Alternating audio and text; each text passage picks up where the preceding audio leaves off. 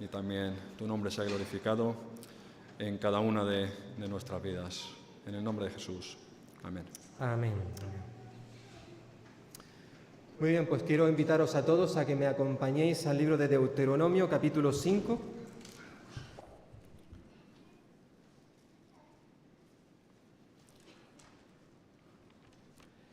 En esta mañana, por los motivos que ya Miguel Ángel nos ha dado,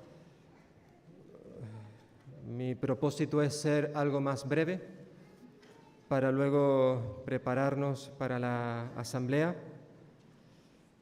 Si soy demasiado breve, pues, como ya ha dicho Miguel Ángel, saldremos afuera, tendremos un tiempo de comunión y luego volveremos a entrar nuevamente, eso sí, ocupando las sillas que habíamos utilizado anteriormente, ¿de acuerdo?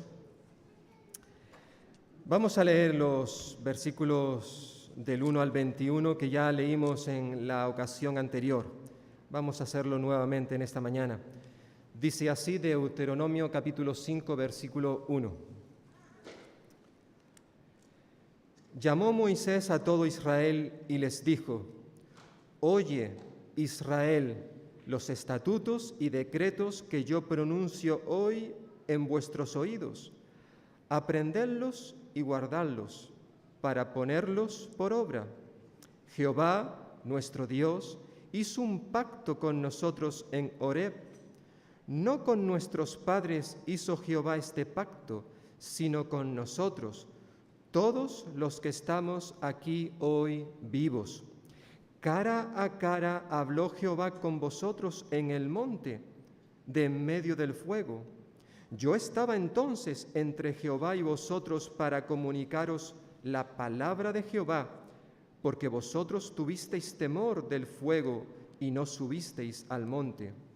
Él dijo: Yo soy Jehová, tu Dios, que te saqué de la tierra de Egipto, de casa de servidumbre. No tendrás dioses ajenos delante de mí. No harás para ti escultura ni imagen alguna de cosa que está arriba en los cielos, ni abajo en la tierra, ni en las aguas debajo de la tierra. No te inclinarás a ellas, ni las servirás, porque yo soy Jehová tu Dios, fuerte, celoso, que visito la maldad de los padres sobre los hijos hasta la tercera y la cuarta generación de los que me aborrecen, y hago misericordia a millares, a los que me aman y guardan mis mandamientos. No tomarás el nombre de Jehová tu Dios en vano, porque Jehová no considerará inocente al que tome su nombre en vano. Guardarás el sábado para santificarlo, como Jehová tu Dios te ha mandado. 6 días trabajarás y harás toda tu obra, pero al séptimo día es de reposo para Jehová, tu Dios. Ninguna obra harás tú, ni tu hijo, ni tu hija, ni tu siervo, ni tu sierva, ni tu buey, ni tu asno, ni ningún animal tuyo, ni el extranjero que está dentro de tus puertas, para que tu siervo y tu sierva puedan descansar como tú. Acuérdate que fuiste siervo en tierra de Egipto, y que Jehová tu Dios te sacó de allá con mano fuerte y brazo extendido, por lo cual Jehová tu Dios te ha mandado que guardes el sábado. Honra a tu padre y a tu madre, como Jehová tu Dios te ha mandado, para que sean prolongados tus días y para que te vaya bien sobre la tierra que Jehová tu Dios te da. No matarás, no cometerás adulterio, no hurtarás, no dirás falso testimonio contra tu prójimo, no codiciarás la mujer de tu prójimo, ni desearás la casa de tu prójimo, ni su sierva, ni su tierra, ni su siervo, ni su sierva, ni su buey, ni su asno, ni cosa alguna de tu prójimo. Como recordaréis los que estuvisteis en la última ocasión, en el último estudio que tuvimos, recordaréis que al comenzar a ver el capítulo 5 de Deuteronomio, iniciábamos también el segundo discurso de Moisés al pueblo de Israel justo antes de que los israelitas entraran en la tierra de Canaán, antes de que Moisés también muriese. Por tanto, estamos recordando las últimas palabras, los últimos discursos o sermones de Moisés antes de dejar este mundo. Y concretamente este segundo discurso de Moisés es el más extenso que vemos en este libro, que va del capítulo 5 al capítulo 26. Y la primera parte de este sermón, que va del capítulo 5 al capítulo 11, en cierta forma lo que tenemos aquí es una repetición, decíamos, la repetición, también la exposición y la aplicación de los 10 mandamientos. Unos 10 mandamientos que ya habían sido dados 40 años atrás, a los pies del monte Horeb o el monte Sinaí, y que ahora Moisés está repitiendo. Como se nos recuerda en los primeros versículos de este capítulo, en cierta forma cada nueva generación de israelita tenía que transmitir a las siguientes generaciones lo que ellos habían recibido en el pasado. Y la base fundamental de todo lo que cada israelita tenía que transmitir a sus hijos y a los hijos de esto, la base fundamental lo podríamos resumir en 10 palabras, 10 palabras. Hay una palabra griega que se utiliza para estas 10 palabras, es el decálogo, conocido como los 10 mandamientos. Y en los 10 mandamientos básicamente encontramos las bases, el fundamento para relacionarnos con Dios y relacionarnos con otras personas, con nuestro prójimo. En los primeros 4 mandamientos encontramos, en primer lugar, las bases, el fundamento para relacionarnos con Dios. Ya en el estudio anterior vimos los primeros 3 mandamientos. Recordábamos en primer lugar que Dios demanda lealtad exclusiva a Él. Por eso el primer mandamiento dice: no tendrás dioses ajenos delante de mí. Decía el primer mandamiento. Por lo tanto, se nos recuerda que no debemos tener ningún otro Dios, ni inclinarnos ante ninguna imagen. Por eso el segundo mandamiento se nos demanda una adoración sin mediación. Dice: no harás para ti escultura ni imagen. No te harás imagen, ¿verdad? Para luego, en tercer lugar, recordarnos que debemos de honrar el nombre de Dios. Por eso dice el tercer mandamiento: no tomarás el nombre de Jehová tu Dios en vano, de manera vacía, a la ligera. Esos 3 mandamientos los vimos hace 2 semanas. Y el cuarto mandamiento también está relacionado, tiene que ver con la forma en que nos relacionamos con Dios.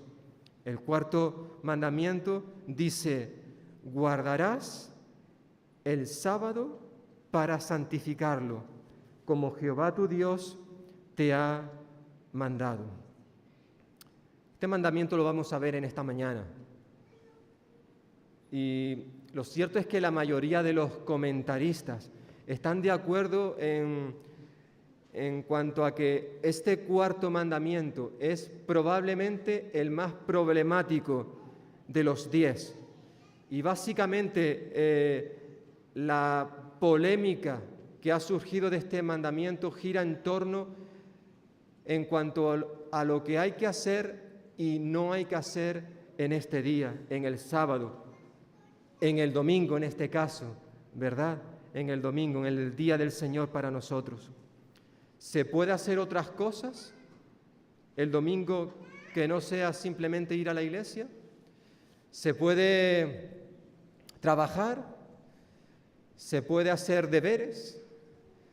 ¿Se puede practicar algún deporte? Lo cierto es que, como más de uno ha dicho, en los últimos 10 años se ha escrito más acerca de este mandamiento que de los otros 9 mandamientos. De hecho, si os fijáis, para este cuarto mandamiento se dedica a 4 versículos, versículos 12 al 15 que ya hemos leído y vamos nuevamente a leer. Dice así: guardarás el sábado para santificarlo, como Jehová tu Dios te ha mandado. 6 días trabajarás y harás toda tu obra, pero al 7º día es de reposo para Jehová tu Dios. Ninguna obra harás tú, ni tu hijo, ni tu hija, ni tu siervo, ni tu sierva, ni tu buey, ni tu asno, ni ningún animal tuyo, ni el extranjero que está dentro de tus puertas, para que tu siervo y tu sierva puedan descansar como tú. Acuérdate que fuiste siervo en la tierra de Egipto y que Jehová tu Dios te sacó de allá con mano fuerte y brazo extendido, por lo cual Jehová tu Dios te ha mandado que guardes el sábado. Es interesante observar que este cuarto mandamiento en el libro de Deuteronomio tiene una pequeña modificación si observamos el cuarto mandamiento en el libro de Éxodo. Recordemos que en Éxodo capítulo 20, cuando se dan los 10 mandamientos, fue ese momento cuando Dios se lo dio al pueblo allí en el monte Horeb. En el libro de Éxodo, la razón para guardar el día de reposo, si recordáis bien cuando dimos el estudio en aquella ocasión hace ya unos años, está relacionada con la obra creadora de Dios. El día de reposo había que guardarlo debido a la obra creadora de Dios, mientras que aquí en Deuteronomio la razón tiene que ver por su obra redentora, versículo 15. Por tanto, en cierta forma se nos está diciendo que los israelitas tenían que guardar el día de reposo debido a estas 2 características de Dios. Por un lado, porque Dios es el creador. Después de haber creado el mundo,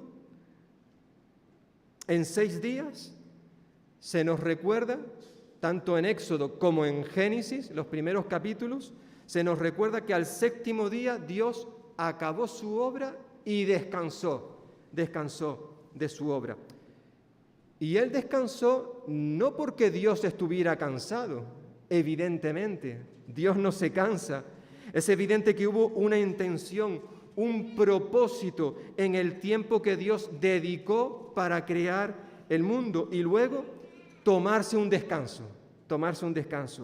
Dios estaba fijando un modelo a imitar.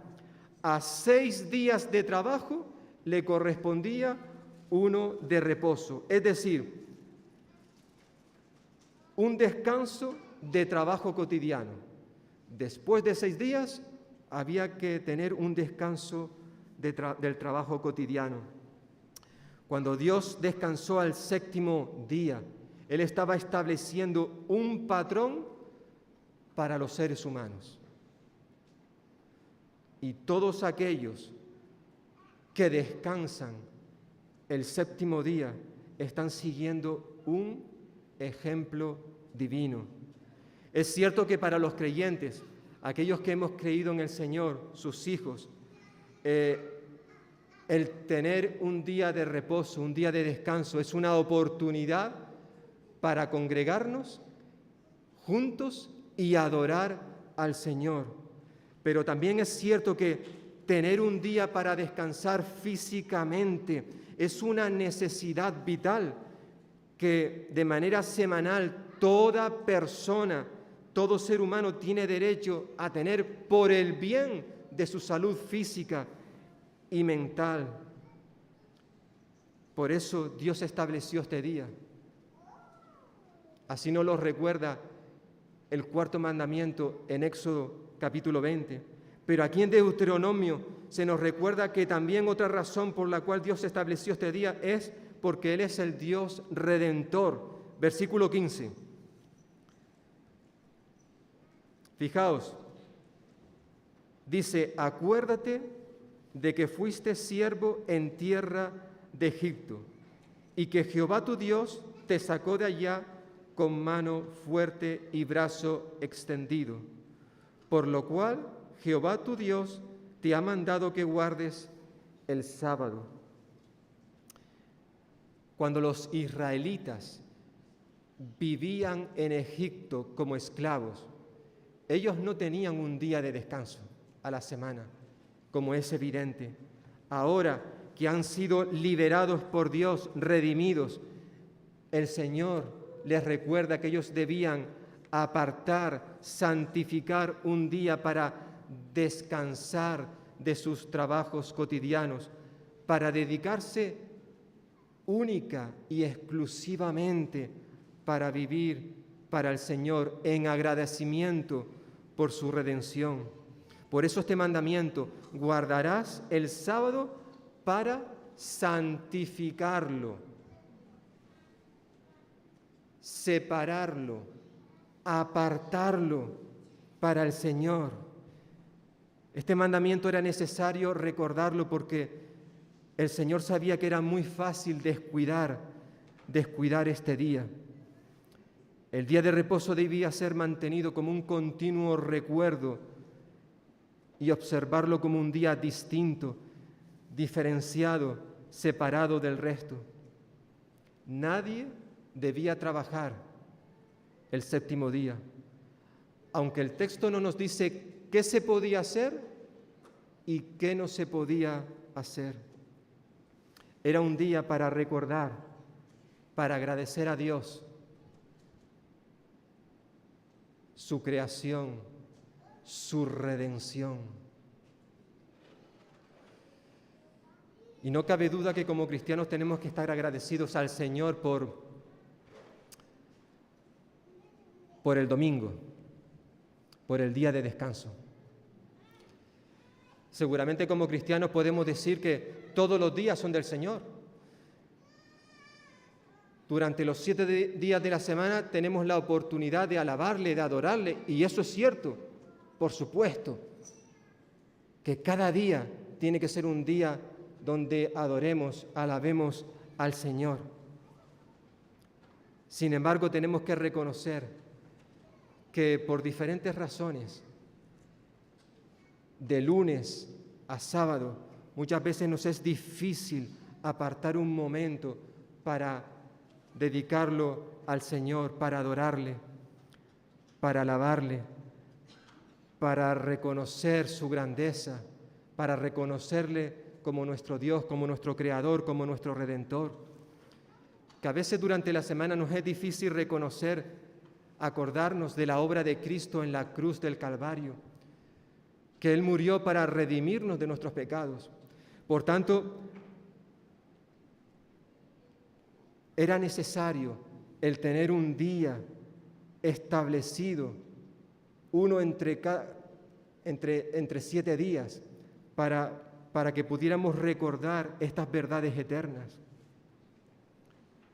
Cuando Cristo llevó a cabo su ministerio terrenal, el día de reposo estaba firmemente arraigado en la vida de Israel, aunque tristemente de forma errónea. De manera especial, los escribas y fariseos habían inventado una multitud de leyes absurdas y ridículas para que nadie quebrantara el día de reposo. Y debido a esto es porque el Señor tuvo que enfrentarse a los escribas y fariseos en más de una ocasión, precisamente para hablarles acerca del día de reposo. Lo cierto es que Dios ha dado un día especial para que lo disfrutemos, no para que este día sea una carga en cuanto a qué se puede hacer, qué no se puede hacer. Este día tenemos que verlo como un privilegio, una bendición, como una oportunidad que tenemos la iglesia para poder reunirnos, congregarnos, para poder estar juntos. Es un privilegio en esta mañana, por ejemplo, ver el local lleno, el poder estar como iglesia congregados para adorar, alabar al Señor. Sabemos que esto perfectamente lo podemos hacer desde nuestras casas. Hay muchos que dicen, pero yo no necesito estar con mis hermanos, no necesito venir a la iglesia, al local para adorar al Señor. Yo lo puedo hacer desde mi casa. Por supuesto que sí. En casa podemos adorar al Señor, pero no cabe duda que Dios desea, anhela, demanda que sus hijos se reúnan, se congreguen para estar juntos adorando, exaltando su nombre. Hay una bendición, hay algo que solo podemos recibir cuando estamos juntos. Hermanos y hermanas, por eso la importancia de poder reunirnos, a no ser que haya una causa de fuerza mayor que nos impida congregarnos. Por eso la insistencia una y otra vez en el Nuevo Testamento de las responsabilidades que tenemos los unos hacia los otros, algo que solo se puede hacer en el contexto de la iglesia local. Por eso el Señor instituyó un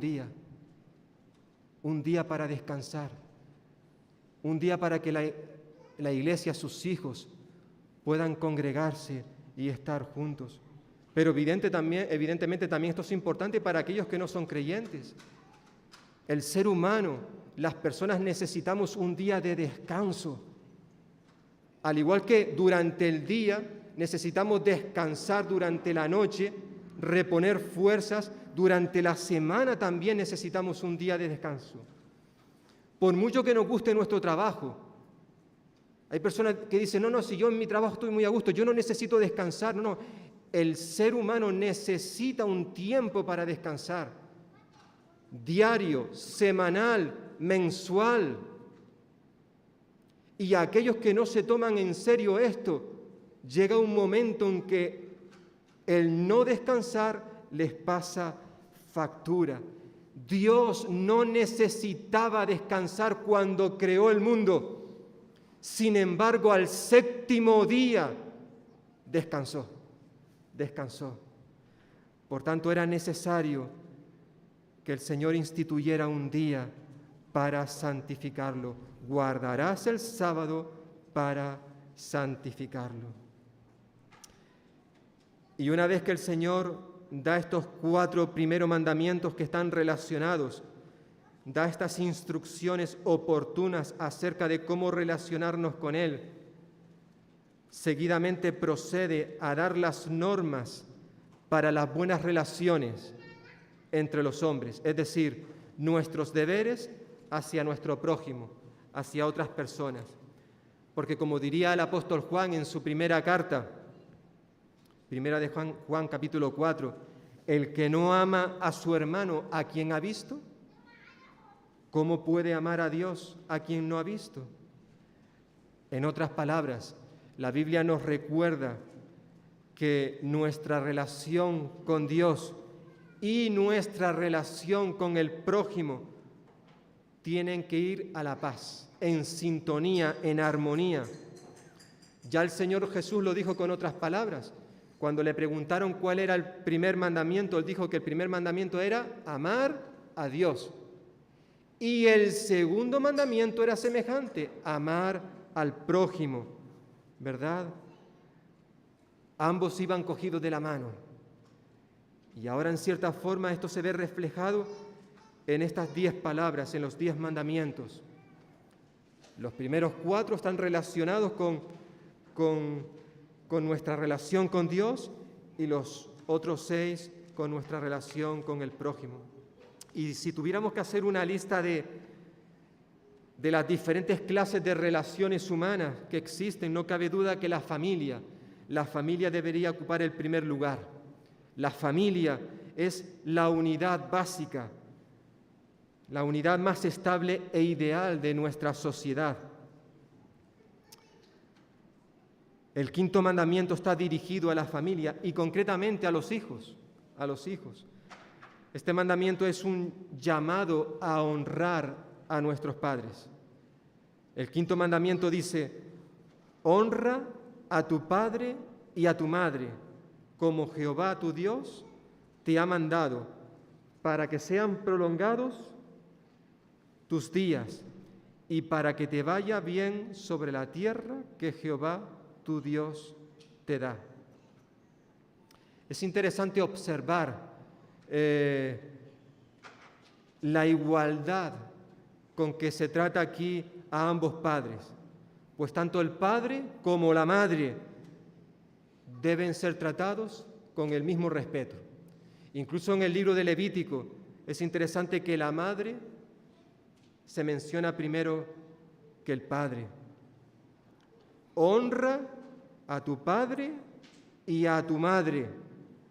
Honrar a los padres quiere decir que le demos importancia, que le demos dignidad y le demos el prestigio que se merecen.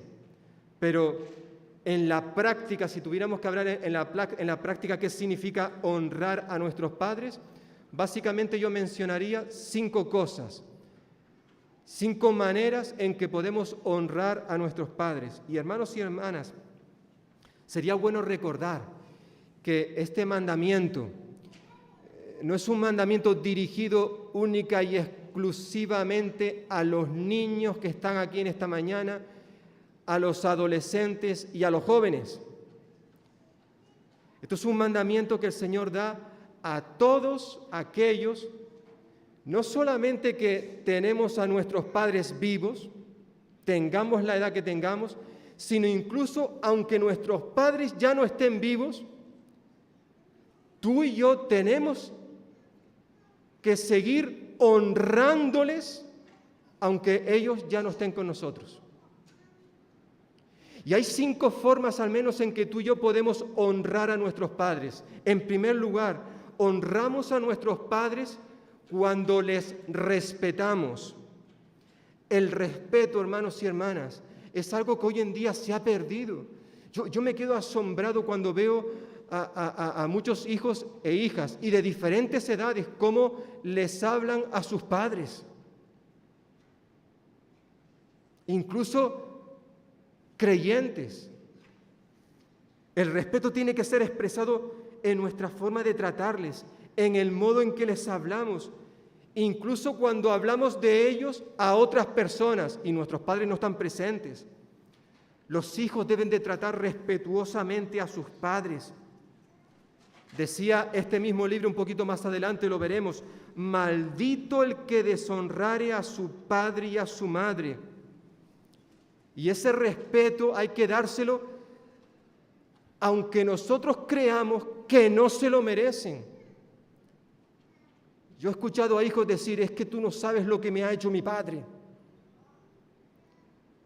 Tú no tienes ni idea quién es ese hombre. Y sí, hay padres y madres que no han tenido un comportamiento correcto con sus hijos, que han hecho auténticas barbaridades, pero aún así la palabra de Dios nos dice: honra a tu padre y a tu madre, respétale. Y no es cuestión de si se lo merecen o no se lo merecen. La Biblia dice: hónrales, hónrales. En segundo lugar, otra forma, obedeciéndoles. Decía el apóstol Pablo tanto en su carta a los Efesios: hijos, obedeced en el Señor a vuestros padres, porque esto es justo. Efesios 6:1. Y en su carta a los Colosenses, capítulo 3:20: hijos, obedeced a vuestros padres en todo, porque esto agrada al Señor. Entendemos, por supuesto, que hay que obedecerlos en la medida en que los mandatos, en la medida en que lo que ellos nos piden concuerda con lo que Dios nos manda a través de su palabra. La obediencia tiene unos límites.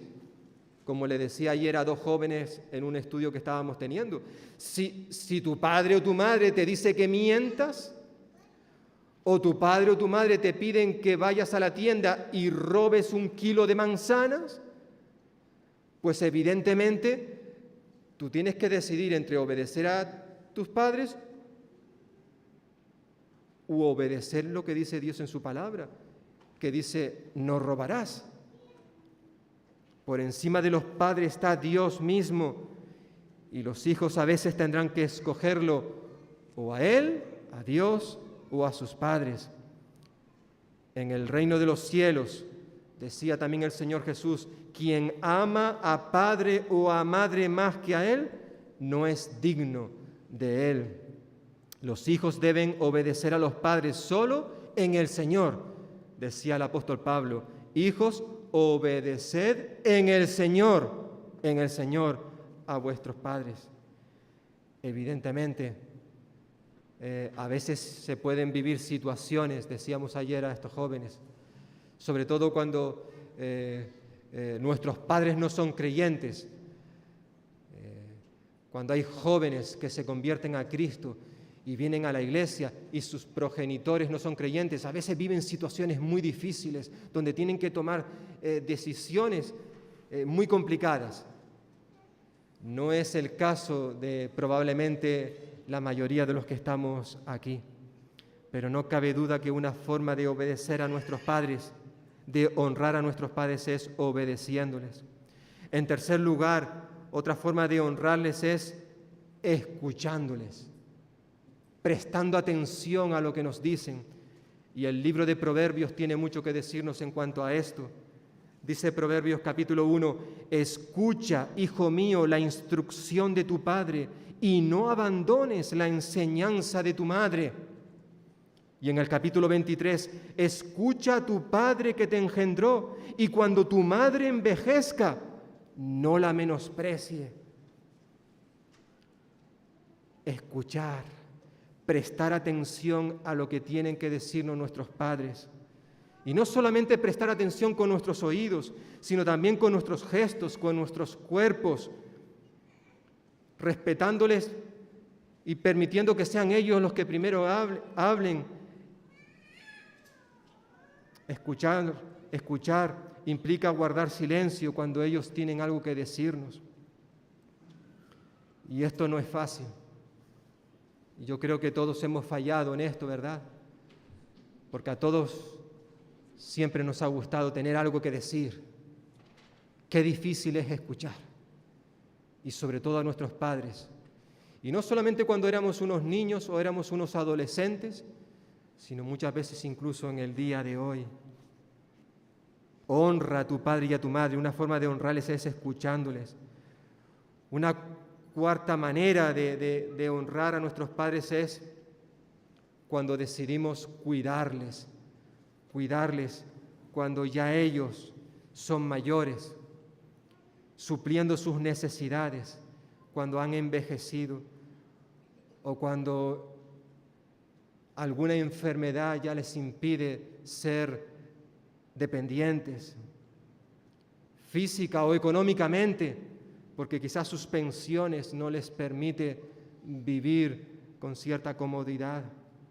Y qué importante es que los hijos también podamos ayudarles. En la Biblia tenemos ejemplos de hijos que ayudaron económicamente a sus padres. Y quizás el ejemplo más extraordinario es el del Señor Jesús, que estando en la misma cruz del Calvario, a punto de morir,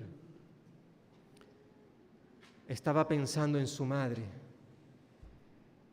Y pensando en ella, se dirigió al discípulo amado, probablemente Juan, y le encargó que cuidara de su madre, de María. Qué hermoso, ¿verdad? Cuidar de nuestros padres. Y en quinto y último lugar, otra forma de honrarles es cuando los imitamos. Imitar su fe, su conducta, su ejemplo. Qué hermoso, ¿verdad? Yo creo que la mayoría de los que estamos aquí estamos participando de los cultos de oración. Se nos escapa una pequeña sonrisa cuando vemos a un niño pequeñín tomando una guitarra e intentando imitar a su padre, el cual también está allí tocando la guitarra. Y nos sonreímos, pero no cabe duda que para los padres tiene que ser un orgullo ver a su hijo imitando a su padre.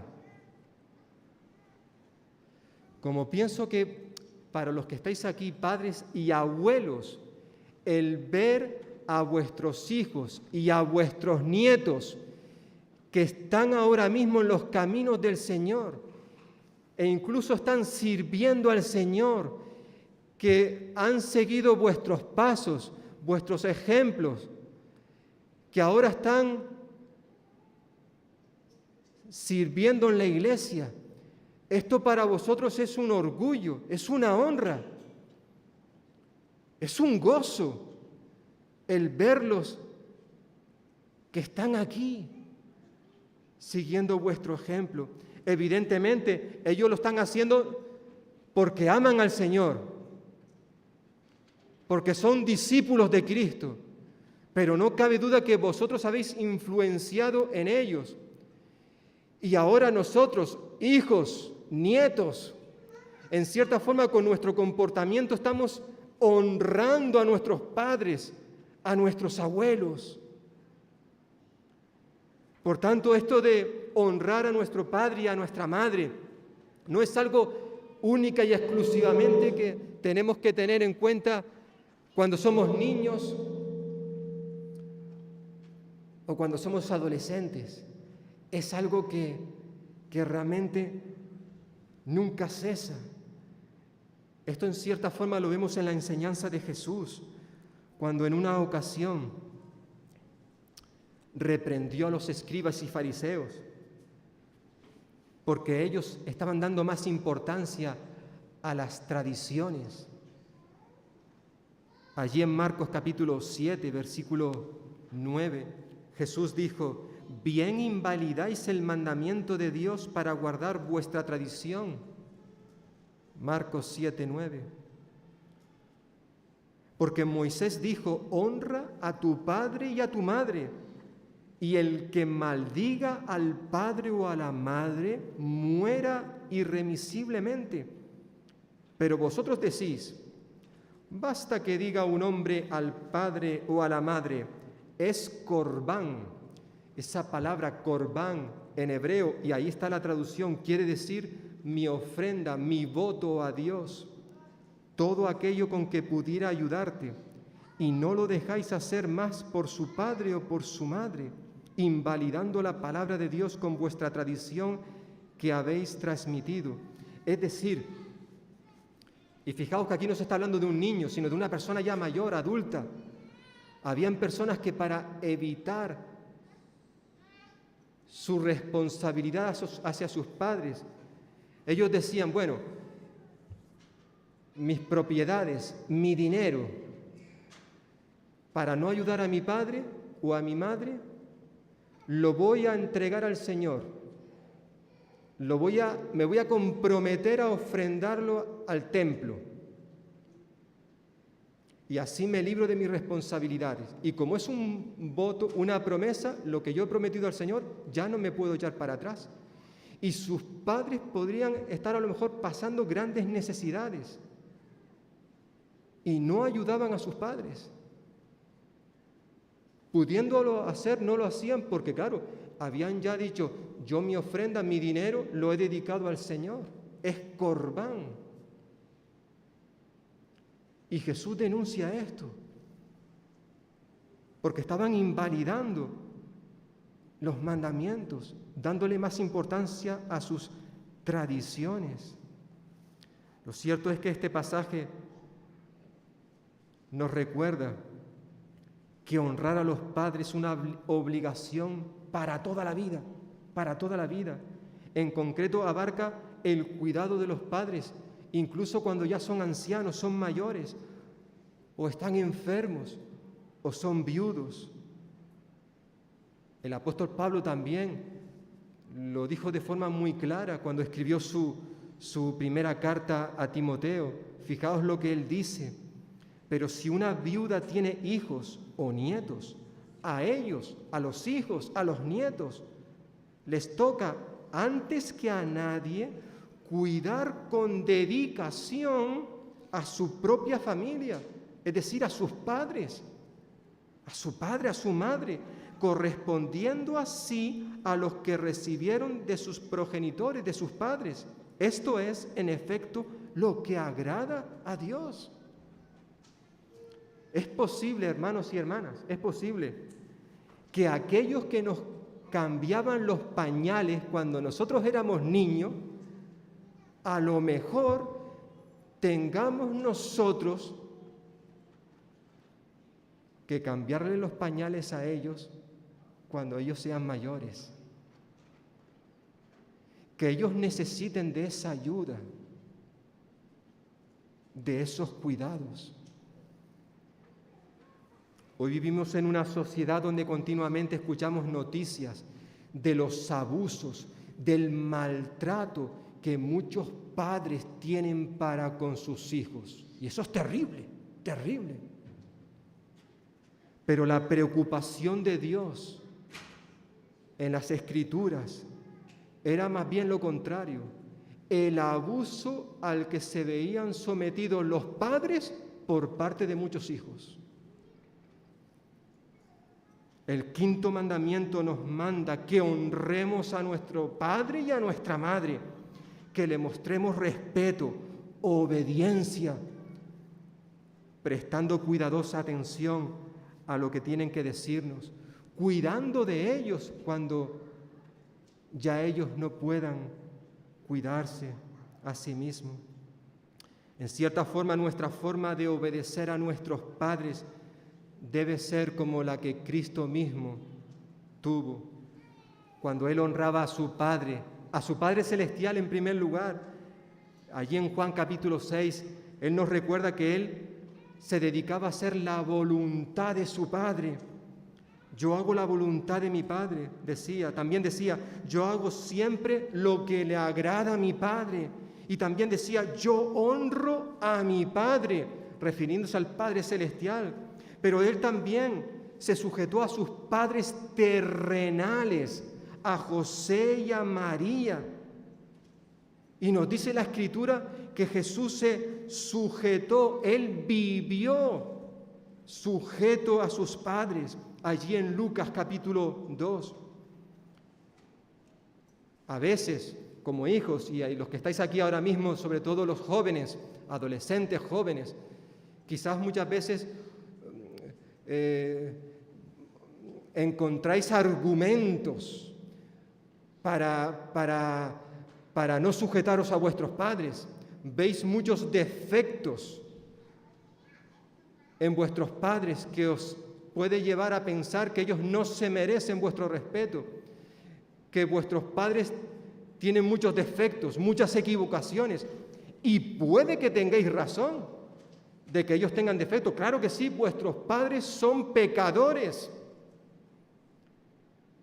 Pero os puedo decir que el Señor Jesús tenía más razón que nadie precisamente para no sujetarse a sus padres, porque Él más que nadie podía ver en José y en María una cantidad de defectos asombrosos. ¿Por qué? Porque José y María eran pecadores.